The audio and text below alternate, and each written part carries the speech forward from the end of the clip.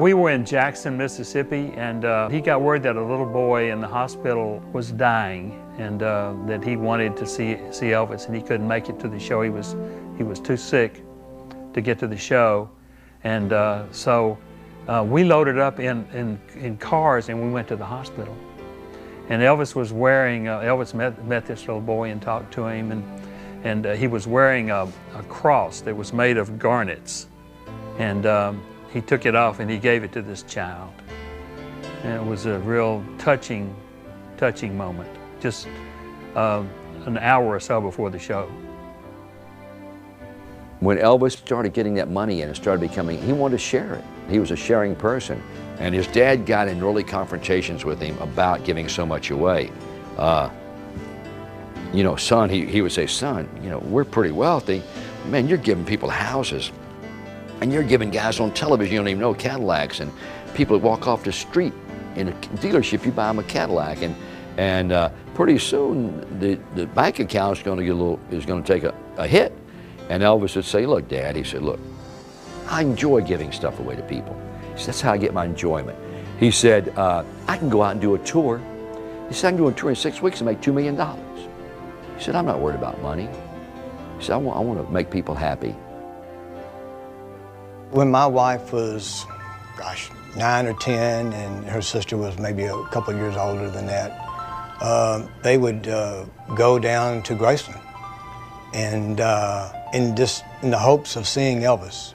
And they would go down there almost every weekend, Saturday or Sunday, and many times he would actually come down to the gate and put his hands through the gate and shake hands and talk to people, and he did it often. Sometimes he did it by himself, and that just made their day, you know, and it just, again, shows the type of person that he is, that he would do that.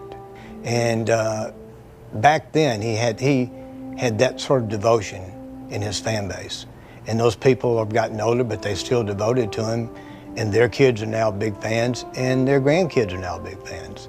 And so it just says a lot for what he has done and the influence that he's had.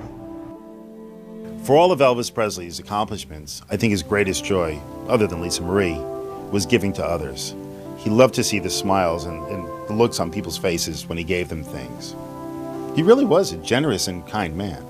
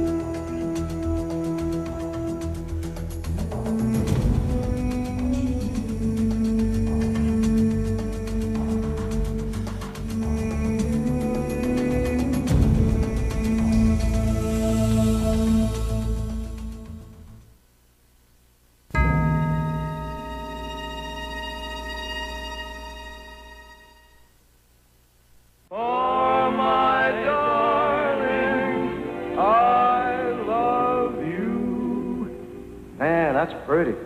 And I always will.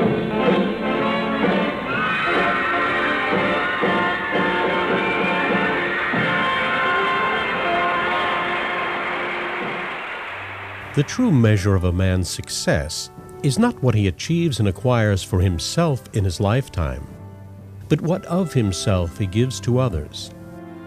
Elvis Presley touched the lives of millions and millions of people the world over.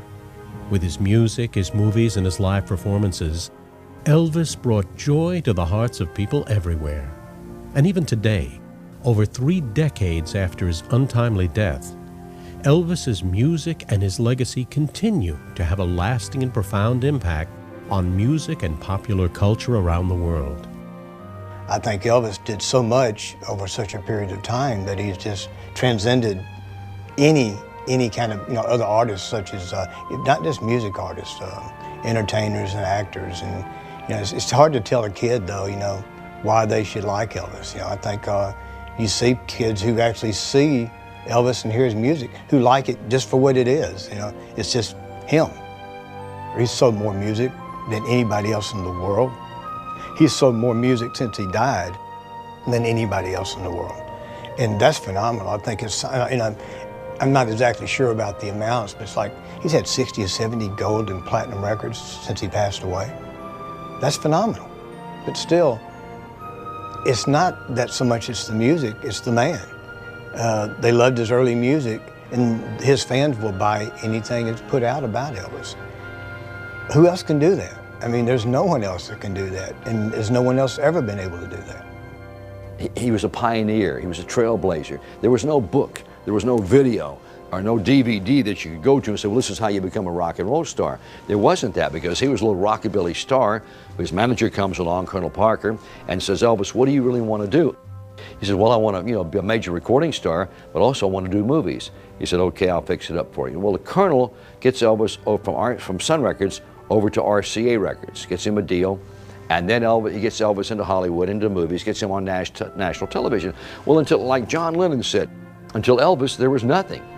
So when these people are growing up, and they're 12, 13, 14, 15, they're highly impressed. And because this guy, he was the total package. I know it's a phrase that's used today, but he was the original American Idol. He was the world idol, if you will, because he could, not only he could sing, but he could sing 5 different types of music. He could sing rock and roll, he could sing pop, he could sing country and western, he could sing gospel, he could sing rhythm and blues. There's not a singer on this earth today that can sing all those 5 musics. Some of them can really sing great 1 or 2, but not all 5. And yet, for all Elvis's phenomenal success as an entertainer, perhaps the King's most endearing quality and the greatest of his legacies was his enormous generosity to others who were less fortunate than he was. I always felt like he tried to give back to his fans more than he took from them.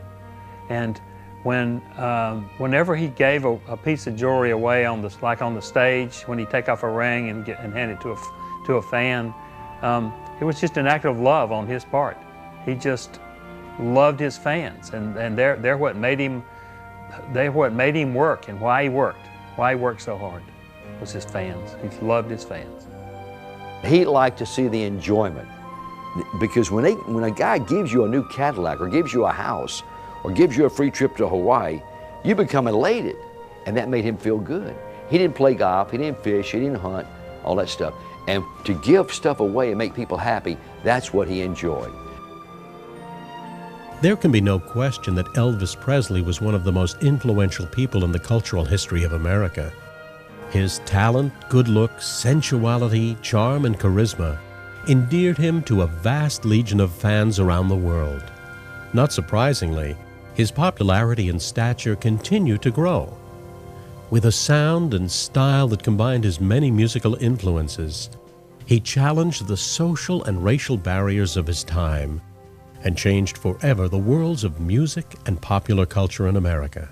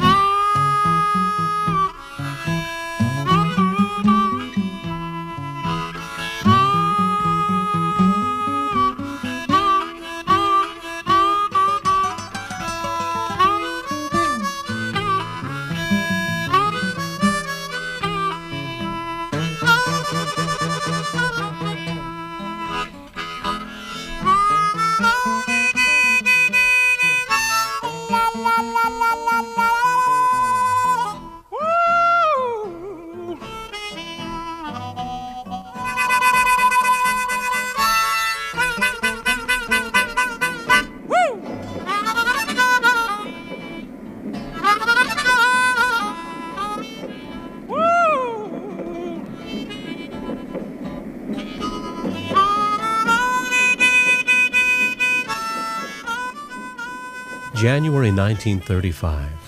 It's the heart of the Great Depression in Tupelo, Mississippi. Elvis Aaron Presley is born to Vernon and Gladys Presley. He is a twin. His brother, Jesse Garon, is stillborn, dead at birth, leaving Elvis to grow up as an only child. His father, Vernon, is a sharecropper, and the family is poor, often lacking the most basic necessities of life.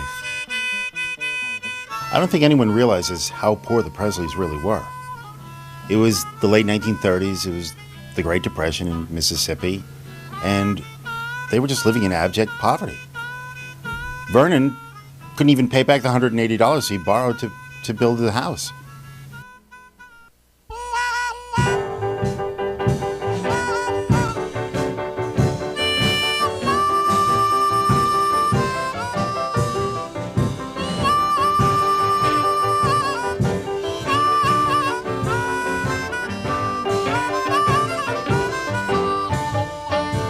I got the key to the highway. Build out, I'm bound to go.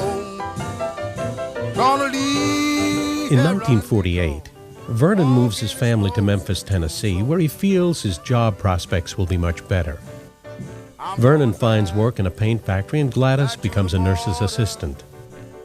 The Presley family moves into a low-income apartment complex.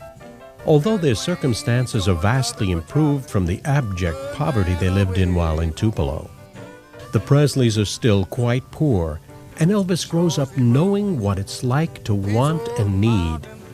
Fate, however, has placed young Elvis in the right place at the right time. They were very poor. I mean, man, they were dirt poor when they were coming up out of Tupelo, Mississippi. And Elvis lived in the housing project. The high school we went to was not a rich high school. So, but we made it. But the point being, they were very poor. From the time he was a young boy, Elvis loved music. He was profoundly influenced by the gospel music he heard in church, and for the rest of his life, gospel would always remain Presley's favorite music. In school, both in elementary school and high school, Elvis was somewhat of an outcast and loner. While in high school, Elvis was often ridiculed by the other kids for the clothes he wore, his slicked-down hair, and the fact that he often walked around with his guitar strapped to his back. He played football in high school and sang in school shows. More than anything else in his life, music was a passion for young Elvis. In music, he saw hope for a better future. Elvis and I met in 1948 at Humes High School in Memphis, Tennessee. Ironically and coincidentally, we were in the exact same classes together. He moved up from Tupelo, Mississippi. I was already in the school. And we went all the way through high school together. But where we bonded was in that 8th grade music class. It was Christmas time, and Elvis brought his guitar to school, which was uncool at that time for a 12-year-old to bring a guitar to school in 1948. And he got up in front of the class, the music class, and sang 2 country songs. Walk on, walk on, walk on, walk on, walk on, walk on, walk on. I say walk on. I'm gonna keep on walking till I find my way back home. As Elvis got older, he often went to the nightclubs on Memphis's legendary Beale Street. These clubs were the home of the black rhythm and blues singers who had come north from the Mississippi Delta. Young Elvis was profoundly influenced by these artists. Quite often, Elvis would go over to a place called Shakedown, which was the black neighborhood near his apartment complex. There, he would sit on the porches and listen to the men play their guitars and harmonicas and sing the blues. All these experiences would have an enormous and lasting impact on Elvis as a singer and performer. In 1953, Elvis walked into the Sun recording studios in Memphis. He recorded an old country song called My Happiness. Sam Phillips, the owner of Sun Studios and Sun Records, heard the recording and at first was not very impressed.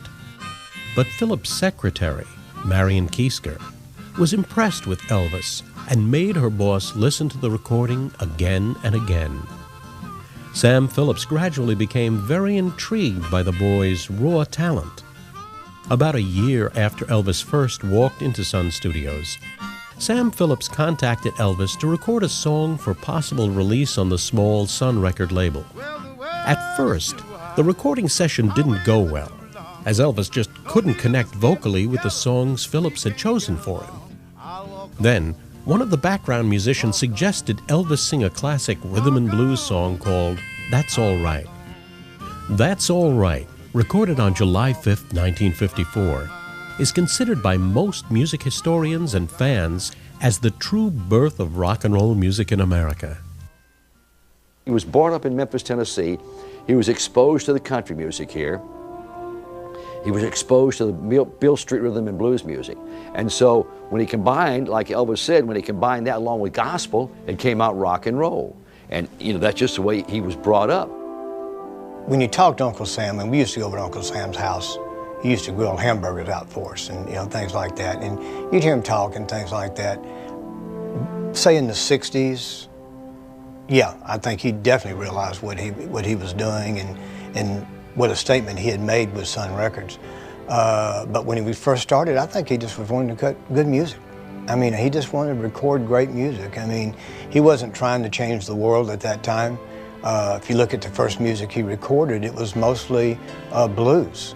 I mean, few people know he first recorded B.B. King, Howlin' Wolf, Muddy Waters, Bobby Bland, Rufus Thomas.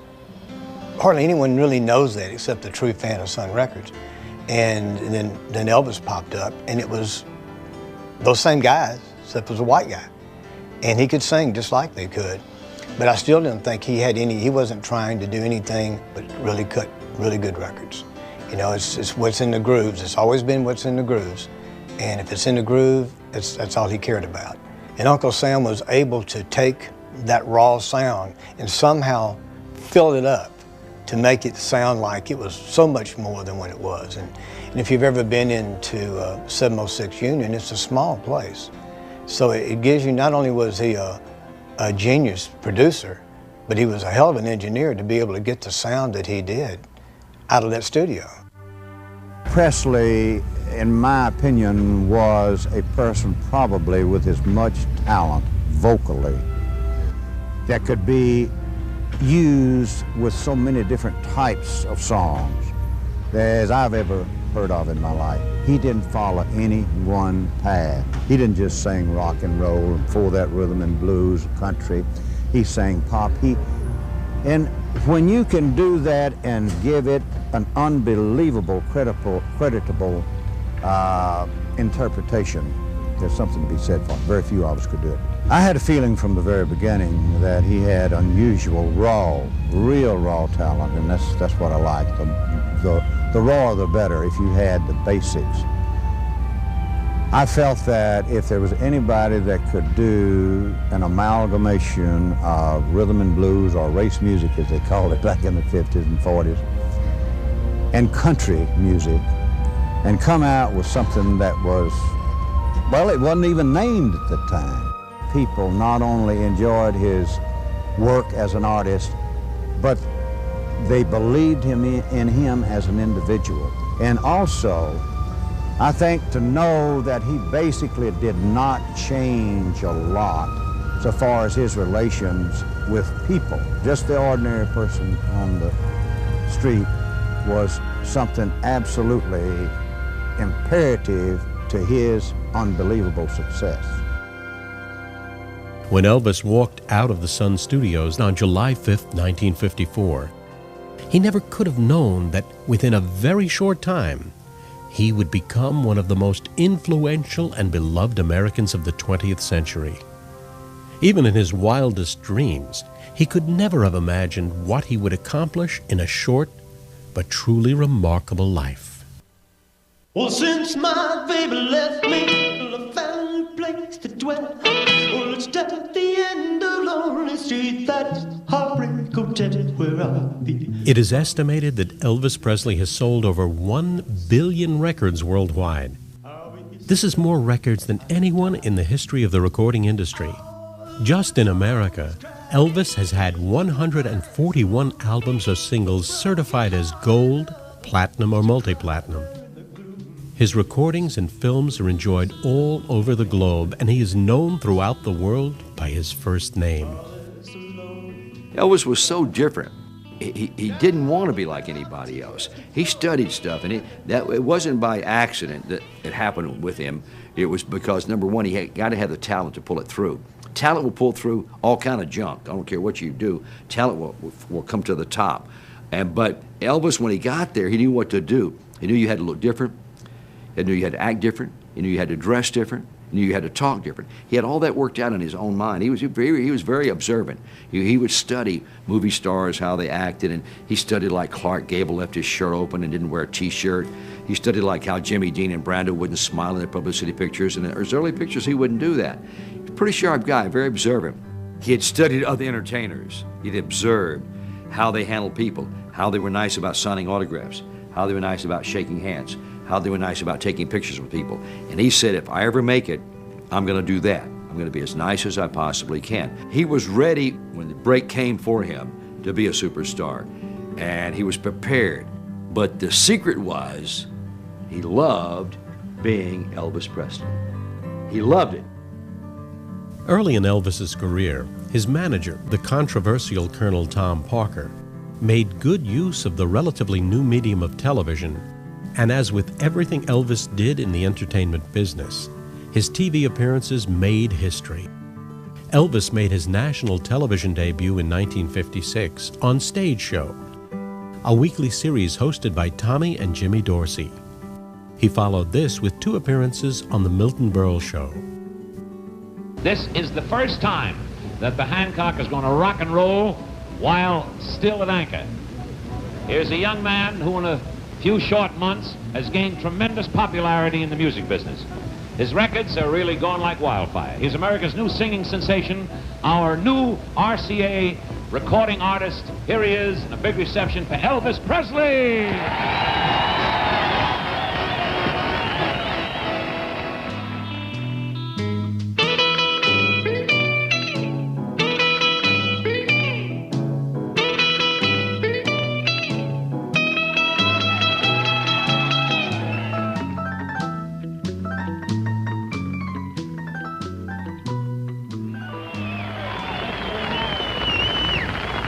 Thank you, ladies and gentlemen, and now I got a little surprise for you.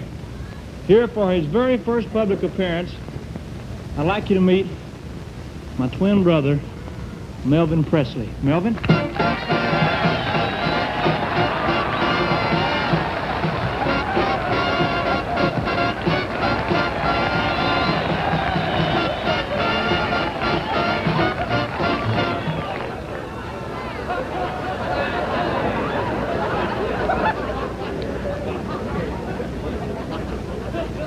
Hello, friends of Radio Land. Radio Land. Radio Land, this is television. Melvin? Milton or Melvin? Melvin. Must have another brother, too. Television? What the heck is that? Well, it's a little box. It's got a window in it. Yeah? Millions of people out there. They're looking in a little window. Yeah? They can see you, but you can't see them. What a dirty peeping Toms. But Elvin, you're wonderful. And keep buying them records, will you, folks? Mel, who's it? You? Elvis.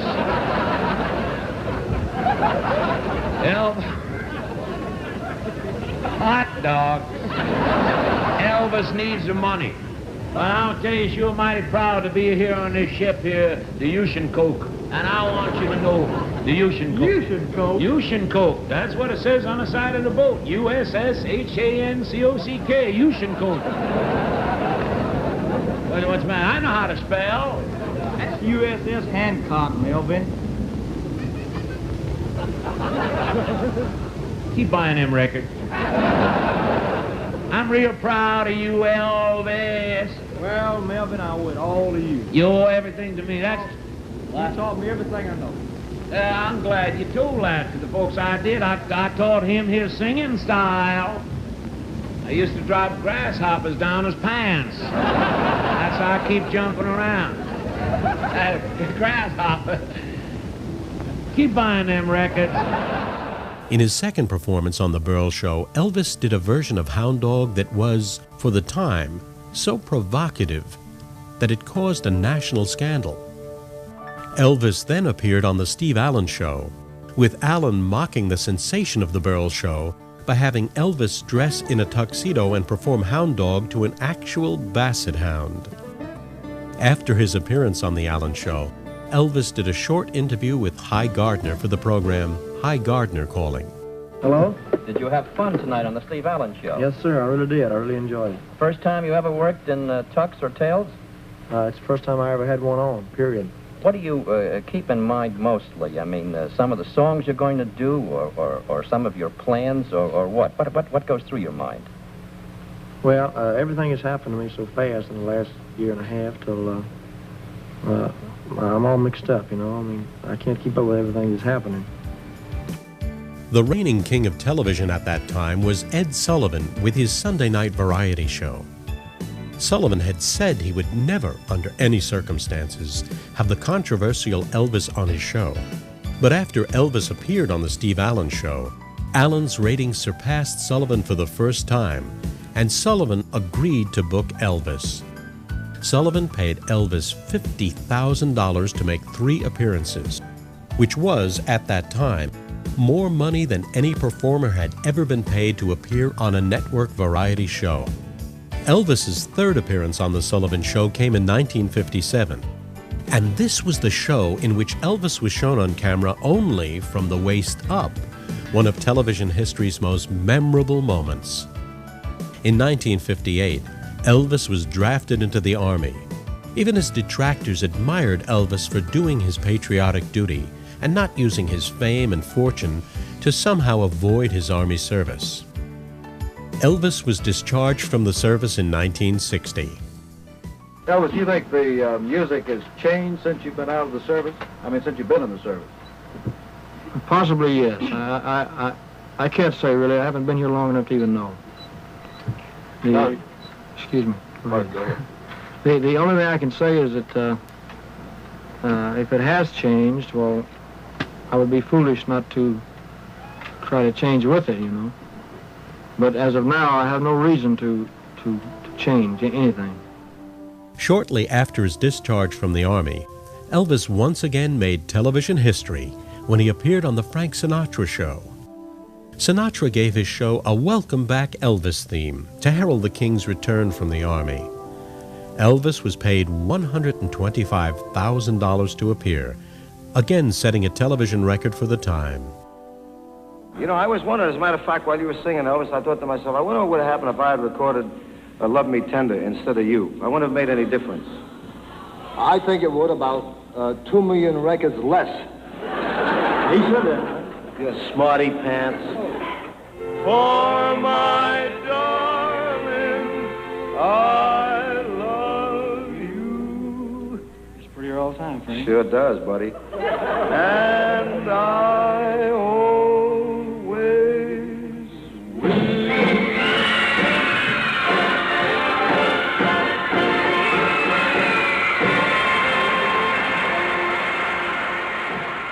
You know, when you talk about Sinatra and Elvis, you are talking about different types of singers, but you're talking about a similar impact, but no one had an impact like Elvis had. I mean, Sinatra, as a music man, was just fantastic. Elvis is just an icon, and it's just one of these things, you know, it's just some people have a charisma about them, some people have something that you can't get out of your mind, and he was like that, and it was for everybody, and I see it all the time.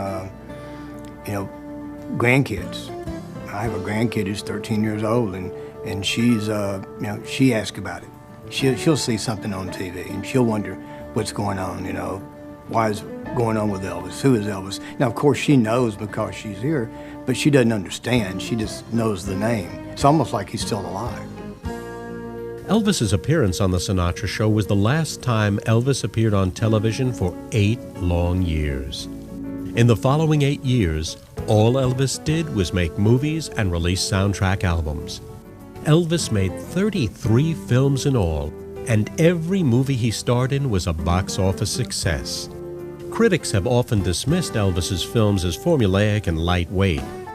In truth, Most of his movies were not what anyone would consider classics. Nonetheless, starring in 33 consecutive hit films is an accomplishment not even the biggest stars in film history can lay claim to.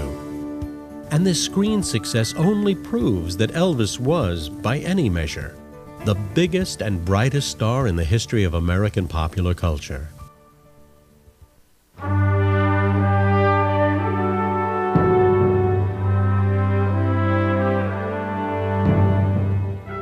Between 1960 and 1968, despite the continuing success of his films, Elvis did no concert tours and did not appear on television. With the emergence of the Beatles and the British invasion that followed, popular music was going through radical changes, and Elvis himself had doubts as to whether or not his music and style were still appealing and relevant to young people. I think that the only time that Elvis had any confidence issues was in the 1960s. Sure, he was still a star, he was still making movies, he was still a box office attraction, he was selling records. I mean, there was no problem there, but there was something else on the horizon. It was the British invasion. And Elvis really started to feel a little self-doubt. In 1968, for the NBC network, Elvis made what has come to be known in musical history as the Comeback Special.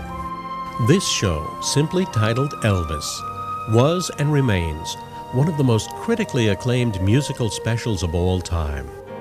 The success of this show gave Elvis the confidence he needed to once again start performing, both live and on television. Elvis decided to go on tour again.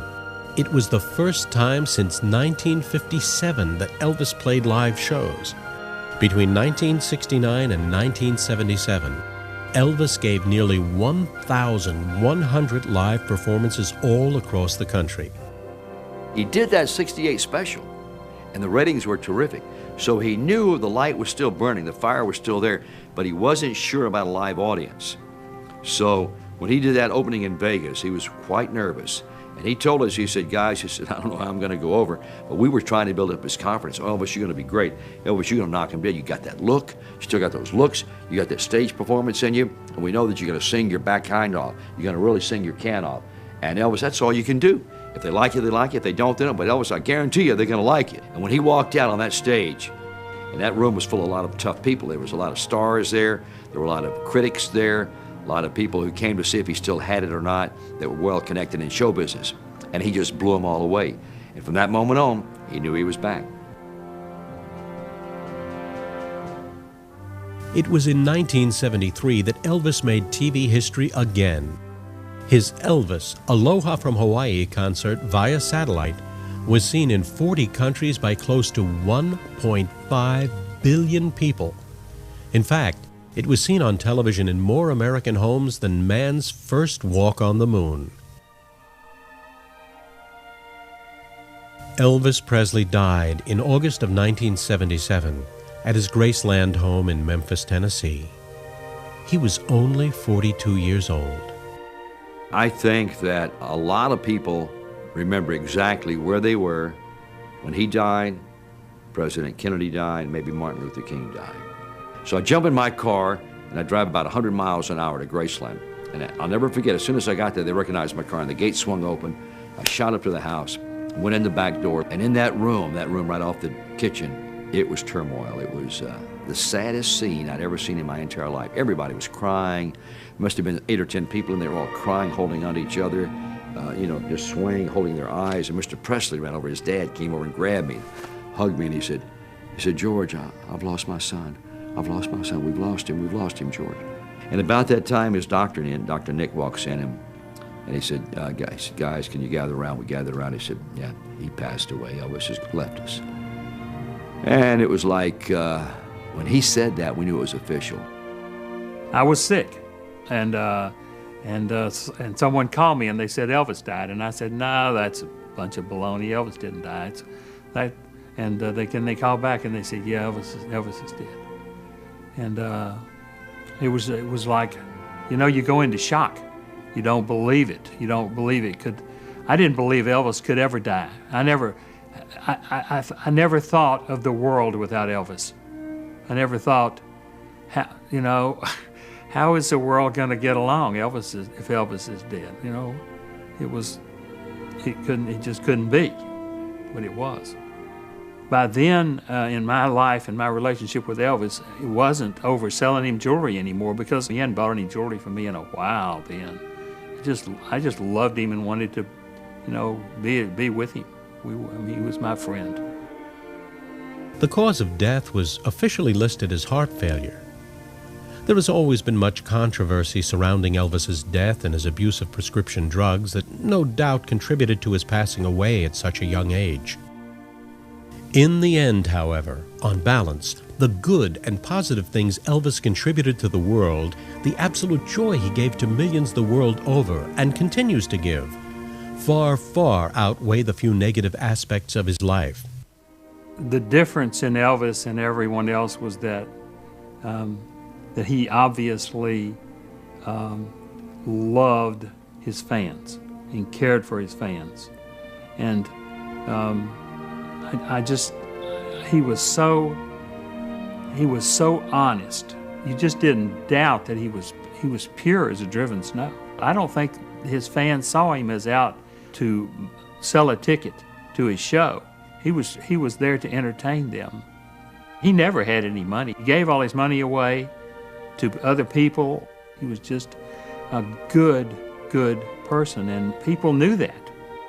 Despite all his unprecedented and monumental success as a singer, performer, in movies and on television, the one thing that gave Elvis his greatest joy in life was giving to others. Perhaps this, above all else, is the King's greatest legacy, his giving heart and the enormous generosity he showed throughout his life.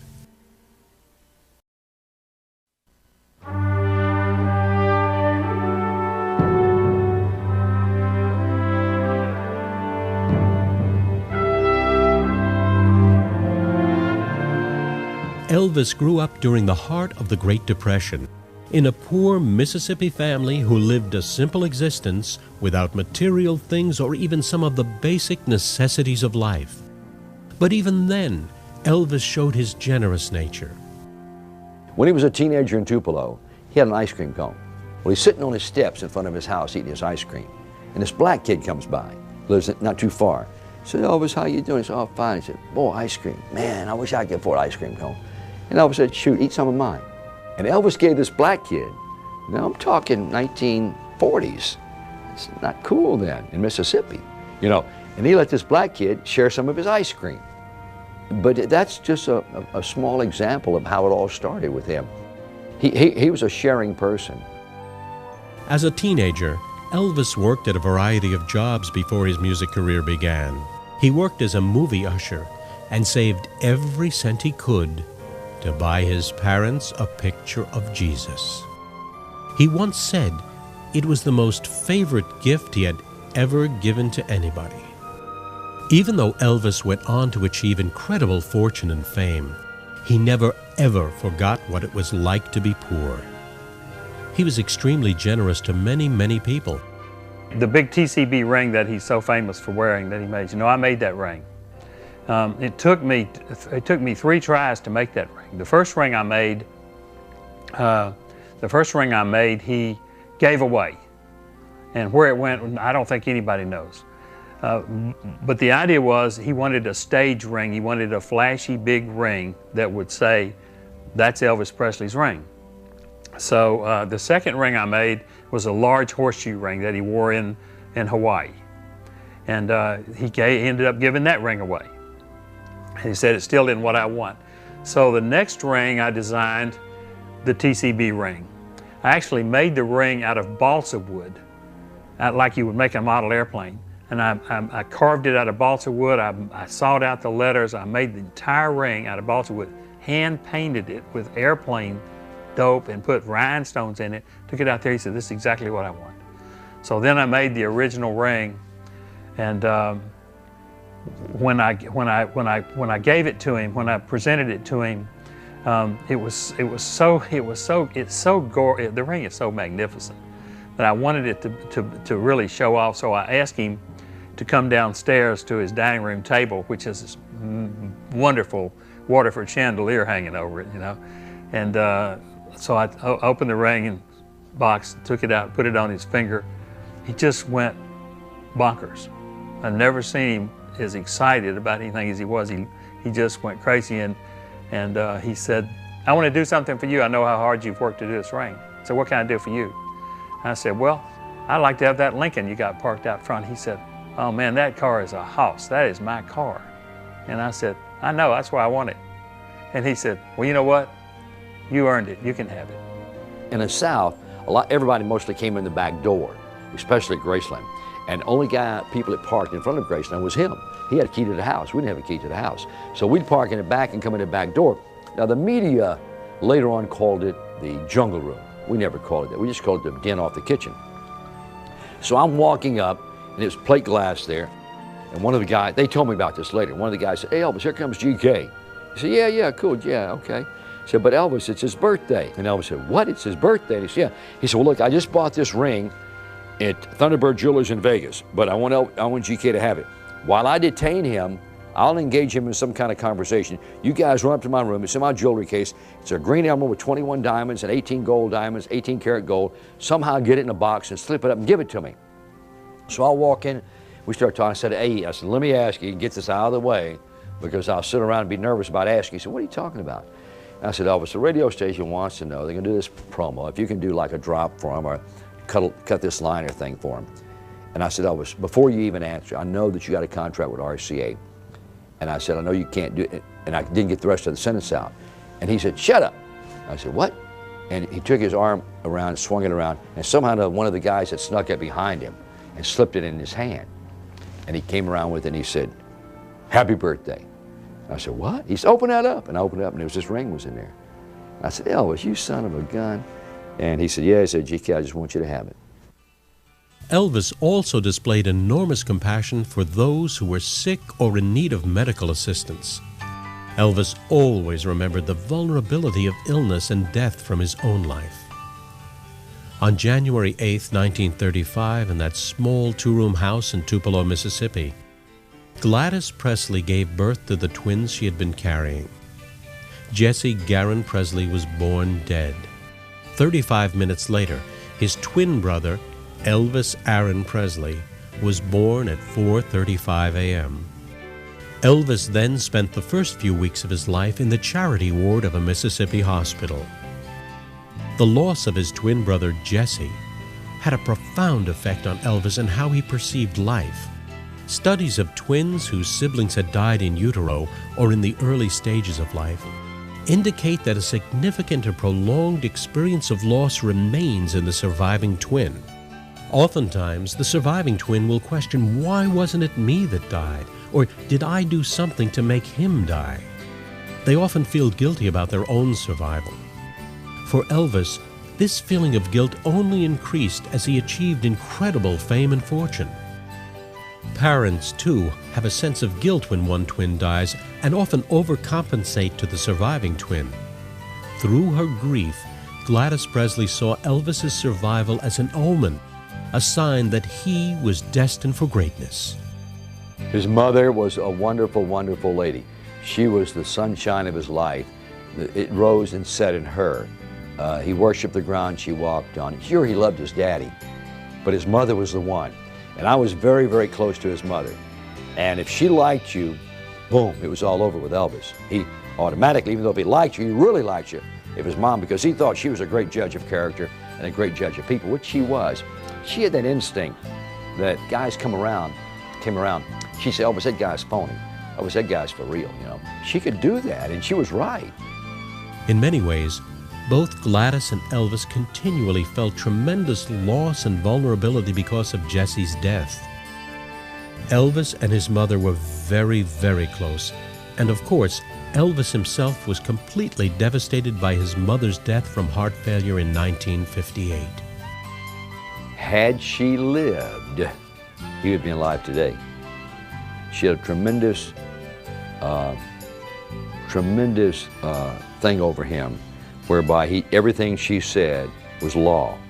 There was no arguments, there was no confrontation, there was no debate, there was no discussions. If she said, "Elvis, I really wish you wouldn't fly," wouldn't fly. said, Elvis, I really wish you wouldn't hang out with that guy. Guy was gone. She said, Elvis, I wish you really wouldn't do this or do that. He wouldn't do it. For Elvis, perhaps it was the memory of his brother Jesse, as well as his sense of vulnerability, that often inspired him to donate to medical institutions and charities. Elvis knew that his fame could be used to raise money and awareness for charity. He lent his name and image to the American Cancer Society, as well as many other charitable causes. He gave blood and got vaccines, all under the watchful eye of photographers and journalists who spread the image of Elvis, the man who cares about others and their health. In 1961, Elvis began a yearly Christmas tradition of giving over $100,000 to more than 50 charities. Elvis gave cash to many charities and often donated various personal items and mementos to be auctioned off to raise funds. In 1968, he auctioned off one of his cars, a shiny Rolls-Royce, to raise money for a charity that cared for mentally retarded children. Elvis even bought the Franklin D. Roosevelt presidential yacht and donated it to St. Jude's Children's Research Hospital, which then sold it for $55,000. Elvis rarely publicized his generosity. In fact, the only occasions when he did publicize his charitable work were when the ensuing publicity would aid in raising even more needed funds or awareness. Most times, Elvis chose to give totally anonymously. There were many times when he would read in the newspaper about a person or family who had fallen on hard times or was in desperate need. On these occasions, Elvis would send money to try and help. He paid off people's debts and mortgages and paid for operations or medical care, not only for friends and family, but often for total strangers in desperate need. There is no way to know how many times Elvis did this, but according to friends and family, Elvis did it on many, many occasions. Watching an Elvis concert was memorable in and of itself. There were many live performances Elvis gave in his career that were given solely from his heart and to benefit others. In 1956 and again in 1957, Elvis gave concerts in his hometown of Tupelo to raise money for the Elvis Presley Youth Foundation. On March 25, 1961, Elvis performed a benefit concert at the Block Arena at Pearl Harbor, Hawaii. This performance raised over $65,000 toward the building of the USS Arizona Memorial, which was completed the following year. This donation made Elvis Presley the single biggest individual donor to the Pearl Harbor Memorial. In 1973, when Elvis gave his legendary Aloha from Hawaii concert, the sale of souvenirs and related items raised more than $75,000 for the Kulakalani Lee Cancer Foundation. In 1975, Elvis gave a concert in Jackson, Mississippi that raised more than $100,000 for the tornado victims in his home state. As a small child, Elvis survived a killer tornado that had ripped through Tupelo, and so he felt great compassion for the victims of the Jackson tornado. Buying a ticket to an Elvis concert and buying a souvenir were also ways that the King contributed to charity. Quite often, the proceeds from these sales went directly to a designated charitable institution. In 1975, at a concert in Asheville, North Carolina, Elvis took the diamond cross that he wore around his neck and gave it to a 5-year-old girl in the audience. On another occasion, Elvis went on stage wearing a huge opal and diamond ring on his finger. This ring was reportedly worth between $35,000 and $40,000. During the concert, Elvis saw a little girl in the front row who was sitting in a wheelchair. He took the ring off his finger and gave it to the little girl. There was no publicity about this, just the enormous satisfaction that Elvis got from seeing the look on the little girl's face. Indeed, Elvis gave away so much jewelry that he even traveled with his personal jeweler, Lowell Hayes, who brought along portable jewelry cases with him. A friend took me out to meet Elvis in November of 1968. And when I met Elvis, It was raining the night I met Elvis. He was in his backyard wearing a full-length mink coat with a hood on it, shooting a pistol at a target on the side of his daddy's office. The sheriff of Shelby County was teaching him how to, or instructing him in how to shoot his pistol, which I think he already knew how to do. Over a period of the next year, I went to movies with him and just kind of got to know him. And then in December of the next year, he called me on Christmas Eve and wanted to do his Christmas shopping at about 10 or 11 o'clock at night. And I took a briefcase of jewelry to the Memphian Theater. I went in and they told Elvis that Lowell's here. And he got up and we went back to the men's room. And it's an old story, but it's a true story. Elvis opened one of the stalls, folded down the toilet seat, sat down on the seat and said, "Put your briefcase on my lap." Set my briefcase on his lap and opened it up. And he went through my jewelry and selected very carefully pieces of jewelry for his friends and his family, his aunt and his dad and other members of his family. And from then on, I was Elvis's jeweler. Whenever he wanted anything, he called me. Middle of the night or whenever it was, he called me.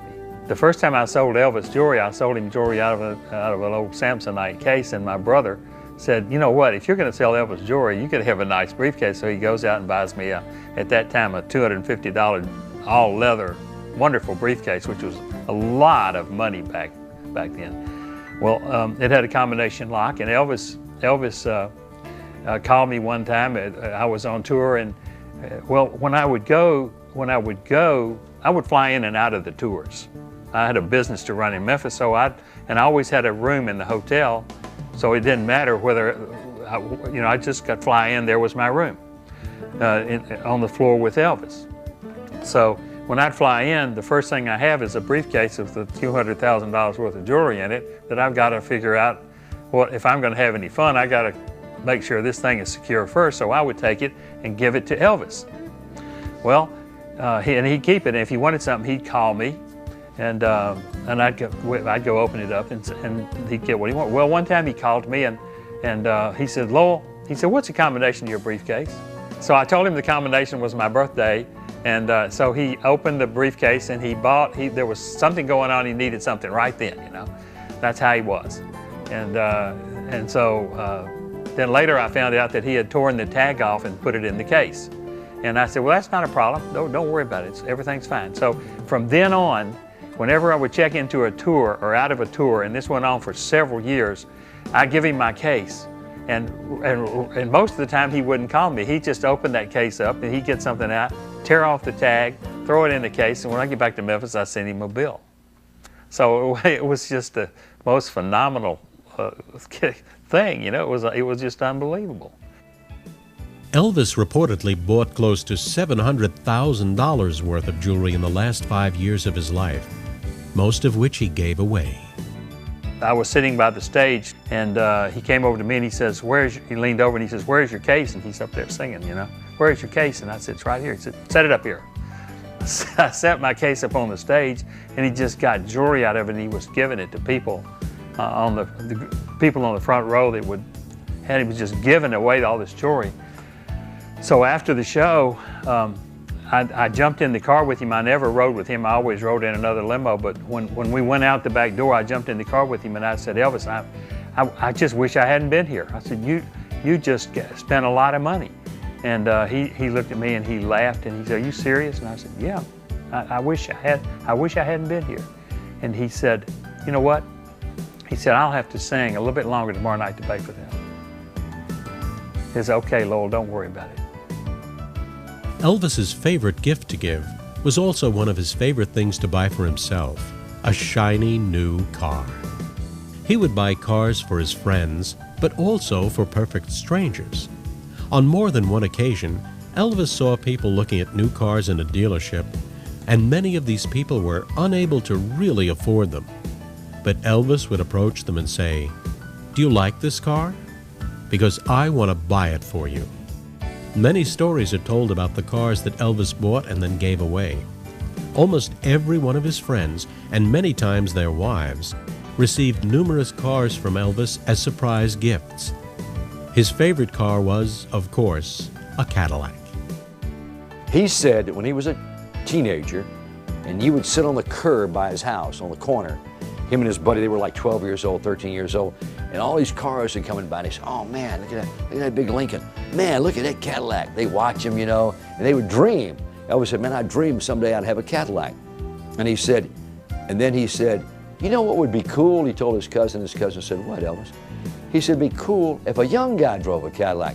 He said, I noticed mainly older guys drive Cadillacs, and there's a reason behind that, he said. He was pretty observant, like I said. He said that, you know, when you get a job and you start working, you start saving your money. And if you do pretty good, you save enough money, then you can buy a Cadillac. But it's mainly older people have Cadillacs because it takes a while to save that money to buy a Cadillac. So when Elvis got famous, one of the first cars he brought was a Cadillac. And so then, when he started sharing the wealth with the guys, he started buying them Cadillacs. Like he'd buy 10 Cadillacs, or he'd buy 10 Lincolns, or he'd buy 10 Mercedes, or whatever. But the point was, he thought they probably couldn't have afforded those cars at that age when you're 27, 28 years old. But it's really sharp, the fact that you got one. Elvis believed that everyone would love a Cadillac as much as he did. In 1975, on one buying spree in Memphis, Tennessee, Elvis bought and gave away 13 Cadillacs. In his lifetime, Elvis gifted close to 200 Cadillacs to friends, family, and total strangers. I was working at a local Memphis radio station, and I was getting ready to go on the air, and I arrived at the station. I was working like 6 to 10 at night, and I walk in the station, and two of Elvis's guys are there, Jerry Schilling and Richard Davis. And I say, hey, what's up, guys? They said, Elvis wants to see you. I said, man, I'm getting ready to go on the air. I just can't leave. You know, you just can't do that. They said, well, it's pretty important, GK. It's pretty important. They had Elvis's limousine. I said, you got Elvis' limousine? They said, yeah. I said, what's going on? They said, we don't know, but Elvis wants to see you, man, and you know he don't play practical jokes. I said, okay. So I called the program director, and he said, okay, George. He said, tell the guy who's on the air now to just stay there for an hour or so until you can go see what Elvis wants, and then come right on back, and we'll work it out somehow. I said, okay. So I jump in the back of the limousine, and they're in the front of the limousine. I'm in the back.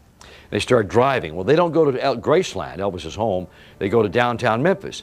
I said, you're going the wrong way, guys. I said, they said, we know where Graceland is. They were kidding me. And I said, well, why are you going downtown? And they said, because Elvis is getting himself a new car, and he thought it'd be closer for you to meet him downtown as opposed to driving all the way to Graceland. I said, okay. So we drive up to the Cadillac dealership, and it's about 10 days before Christmas, and it's dark. It's about 7 o'clock at night. And they pull in. I said, man, nobody's here. They said, well, Elvis has got to be here somewhere. I said, well, I don't see anybody. Cadillac dealership looks like it's closed to me. So we pull up, we walk up there, and lo and behold, the door's open. I said, that's unusual. We walk in, and all of a sudden, all of these lights come on. Elvis like a big production, like all these lights on a movie set come on. And sitting right in the middle of the showroom was a 1968 yellow Cadillac convertible. Well, still, I'm thinking that's the car that Elvis is buying for himself, and he wanted to show it to me or something. So I walk over, and we called him E, and I said, hey, E, what's up? He said, stick out your right hand. Stick out my right hand. And he dropped the keys in there, and he said, Merry Christmas.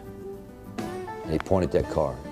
And I said, Elvis, I said, being in radio and television, I should make an Academy Award-winning speech at this moment. But I don't know what to say. Nobody's ever given me anything like this. And he put his arm around me, called me GK, and he said, GK, he says, what is fame and fortune if you can't share it with your friends?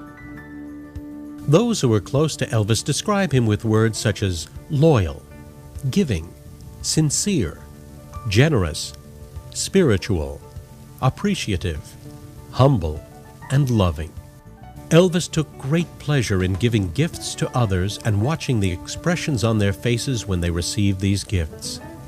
He found out from his road manager and other guys what this guy liked and what that guy liked. So at Christmas, he tried to buy you something that he knew that you liked.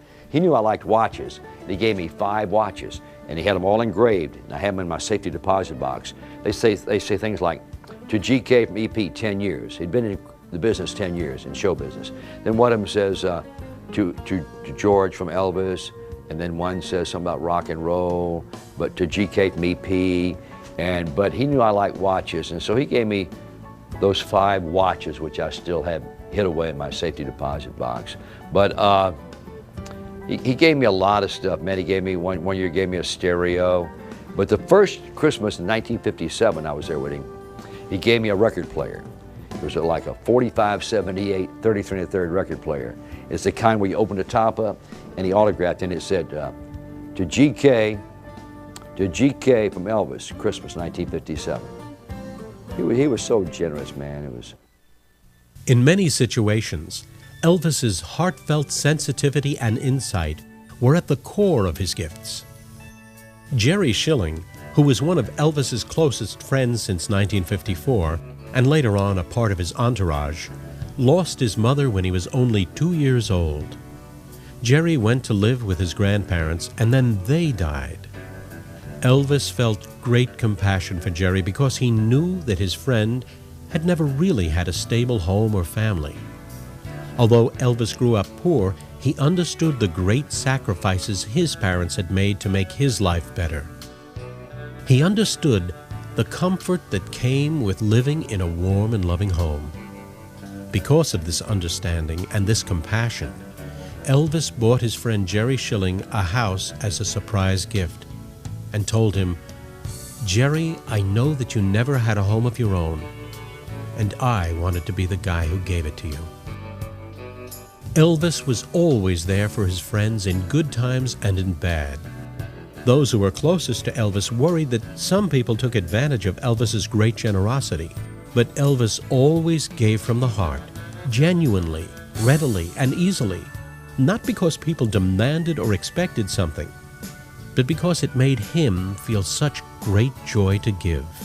Elvis was always ready with a helping hand when a friend was down on his luck. Dewey Phillips, and most everyone probably knows this who follows Elvis at all, or really follows Sun Records, was a local DJ. Dewey was the first DJ to ever play an Elvis record. And he got behind it because he loved the music, and it was what Dewey also played what was called race music then. He would play Little Richard and Lloyd Price, Clyde McPhatter, music that really shouldn't have been played on a white radio station. That's the way that society looked at it then. And when he heard Elvis, he thought, this is perfect. This is black music sung by a white guy. I can play this. And he just played it and played it and played it. And he single-handedly, I think, brought attention to the Elvis music. Dewey was a very popular DJ here. He had a TV show for a while and got in an accident, almost killed him. Messed up his leg very badly. They put him on painkillers, medication in the hospital. Sadly, he became addicted to those painkillers, and in a relatively short period of time went from the top of the world as a DJ and the #1 DJ probably in the country as far as being able to break music to someone who didn't have a job. And he bounced from station to station.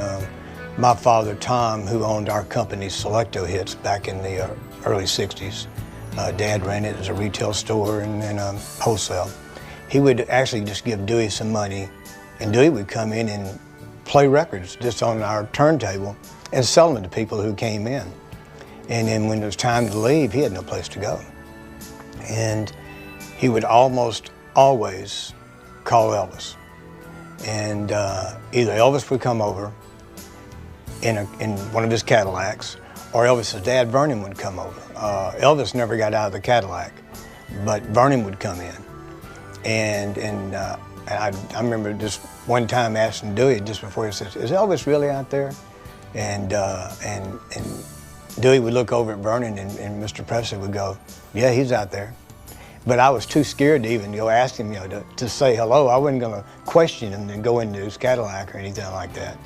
And this happened a number of times, that Elvis would send a car over, he would come over, Mr. Presley would come over, and Dewey would get to go over to Graceland and spend a night or two with Graceland, or they'd give him some money, or they would do something for him. Now, that was at a time when Dewey had no impact on Elvis's career. He wasn't really a DJ that anyone listened to anymore, but it was typical of Elvis in that he didn't forget his friends. He didn't forget the people that worked with him, that helped him. And he never forgot Dewey, ever. He always helped Dewey out. He always did things for Dewey. We had a guy in a group named Richard Davis, who was kind of sort of, he'd been with Elvis, he'd been in the Memphis Mafia, he'd been Elvis' stand-in in a bunch of his movies, Memphis guy, was a record promoter, and he was down on his luck. And Elvis heard about it and he sent for him. He said, "Richard, I hear you down on your luck." It was holidays were approaching. He said, "Yeah, Elvis." Elvis gave him a brand new Cadillac convertible and $10,000 cash. So maybe this will help you out. And he said, "Thanks a lot, Elvis." And then, you know, some of the guys, Elvis would give things to guys and they had to sell them because a lot of guys couldn't afford a Cadillac. So they wanted to sell it, get a smaller car, pocket the extra money to live on, whatever, until they get on their feet. And they said, "Elvis, I feel funny about this. You gave me this car." Not me, but some of the other guys. And I got to sell it to get a smaller car. Like I'm going to drop down from a Cadillac to a Pontiac or a Chevy because, you know, it's more economical and I can use the extra money. But I don't want to hurt your feelings. Elvis said, "Look, don't worry about that, man." He said, "I'm going to make you happy twice." And the guy said, "What do you mean?" He said, "Well, the first time I gave you the car and you did all right, you were very happy." "Yeah. Now you're going to sell it and you'll be happy again. So I made you happy twice." The guy said, "Okay." Elvis's great spirit of generosity, giving, and compassion for those less fortunate than him lives on to this day. Many of his over 600 fan clubs devote much of their time and energy to raising money for charitable causes in Elvis's name. Former wife Priscilla Presley and daughter Lisa Marie Presley continue Elvis's philanthropy and honor his memory through the Elvis Presley Foundation. The foundation supports charities and community programs such as Presley Place, which provides homeless families up to 1 year of rent-free housing, child daycare, career and financial counseling, family management guidance, and other assistance to help people regain their independence and self-esteem.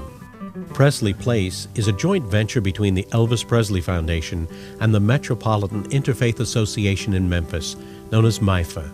MIFA serves more than 60,000 people annually with 9 programs that sustain the independence of the frail elderly, stabilize and transform families in crisis, and equip teens for success.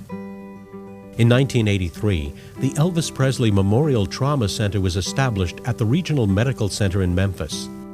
It has served over 80,000 Level 1 trauma patients from a 6-state area.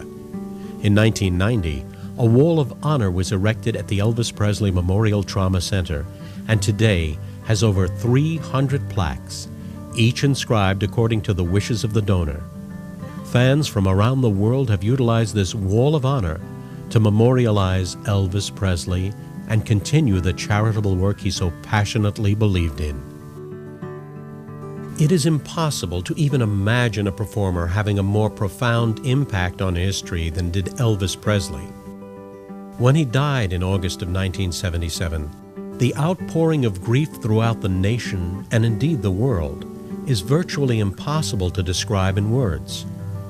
When he passed away, he left behind a young daughter, an ex-wife who still loved him, a grief-stricken father who would follow him in death just 2 years later, and millions of heartbroken fans around the world. Elvis Presley was the biggest and brightest star the music world has ever known. Even today, over 3 decades after his death, he is as beloved and as famous as he ever was. Nowhere is this more evident than in Elvis's hometown of Memphis, Tennessee.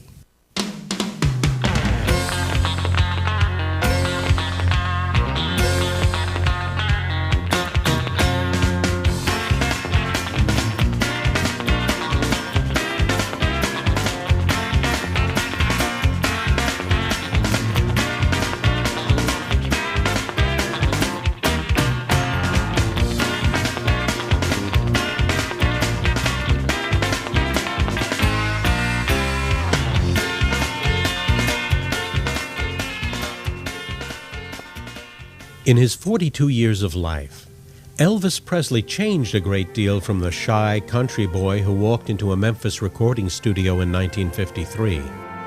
But the nation had also changed a great deal because of him. And yet, for all his fame and fortune, at his very core and in his heart, Elvis was always that polite, sincere, humble, warm-hearted, generous country boy who just wanted to sing a song. There are no words that can describe the impact Elvis had and continues to have on popular culture throughout the world. There are no words to fully explain or for one to even comprehend the phenomenal success and riches Elvis attained in his life. But in the end, whether a person has attained great riches and fame or has lived a modest or even poor life, the true measure of a man is his heart. Was he a good person? Was he generous, kind, giving, loving, sincere, humble, and honest? Did he touch the lives of other people in a good way? Elvis Presley was all these things and so much more. He used his fame and fortune to help others less fortunate than himself. Indeed, there is no greater gift one person can give another in this world than to give of himself. And for all Elvis has given the world through his incredible body of work, his greatest legacy to his millions and millions of fans was his kindness and his generous heart.